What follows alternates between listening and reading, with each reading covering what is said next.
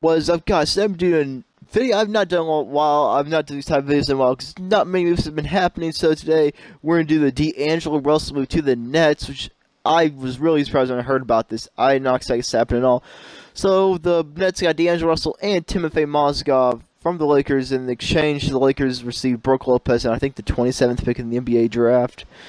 Seal the trade, in my opinion, probably one of the best trades the Nets have done ever. Not ever, but I mean, best trades they've done in a really long time. Because you know how bad their executives have been when it comes to making moves. Yeah, they pretty much lost all their future in the Paul Pierce to Kevin Garnett trade, but yeah. So for the roster, I made my own roster, but the NBA draft prospects, they're not in the game because the draft has not happened yet. It's tomorrow. I not do any draft prospects to any teams. The only moves I did make were the trades that happened, but the Dwight Howard trade, which I'll be talking about a little more in extensive tomorrow. But right now we're going to be talking about the Brooklyn Nets and D'Angelo Russell trade. So yeah, D'Angelo Russell, he got traded. I don't know why. I can understand why they traded him because they know they're going to draft Lonzo Ball now. Guarantee now is the only reason why they probably trade D'Angelo Russell. Yeah, and I don't know. Lonzo Ball, I think he'll be nice point guard in the NBA, but I don't know if he'll be as nice as LeVar says he will be. I definitely doubt that. Who knows? Maybe he would be right, and we will not call him like a crazy lunatic anymore. I don't know. But, D'Angelo Russell, he was drafted second overall to the Lakers in 2015. Well, people were saying that he was going to be the next Kobe Bryant. He was going to lead the Lakers franchise to prominence again. Well, that didn't work out. You see, trade for Brook Lopez and the draft pick.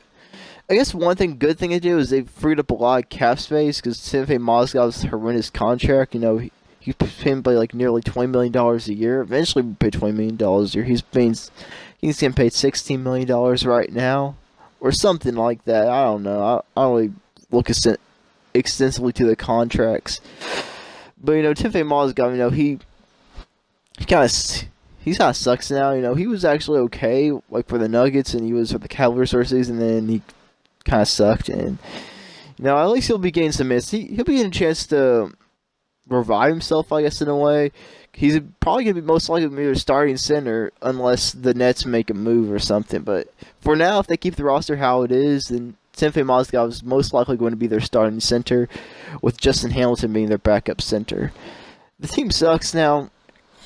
At least Jeremy Lin is going to be a role player. He's going to be a six-man on the team now. At least he'd be a good six-man for them. But, the Nets are not going to do anything, to be honest. And then the Lakers got Brook Lopez, I'll talk about more in a minute. So we got Russell Westbrook's MVP, Ben Simmons wins Rookie of the Year, Jeremy Lin wins Sixth Man of the Year, which I was talking about just earlier, and Hassan Whiteside wins Defensive Player, Nikola Westbrook player. I don't care about that. Alright, so Brook Lopez, he's been an All-Star center once. He's a nice center, franchise center for the Nets, but he really hasn't done much. So both teams missed the playoffs. D'Angelo Russell had a disappointing season. I thought he'd do a little better if they had a breakout year with the Nets, but apparently not.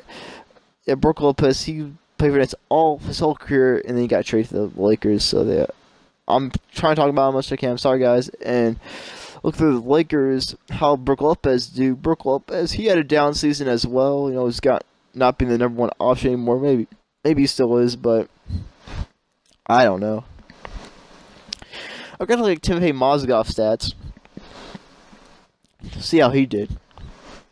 He had okay season, better than last year because he's actually getting playing time, get 27 minutes a game. So he wins a championship in this scenario, and maybe if they're, I highly doubt they're right. Let's look at the standings here. We're the worst team in the league. The Lakers were not much better than us. They're a little bit, but they didn't make the playoffs either. So let's see who wins the championship this year, and it looks like it is going to be. Looks like it's going to be the Toronto Raptors. Toronto's going to be your NBA champions. That is it for today's video. Thanks for watching, and I will see you all in my next video.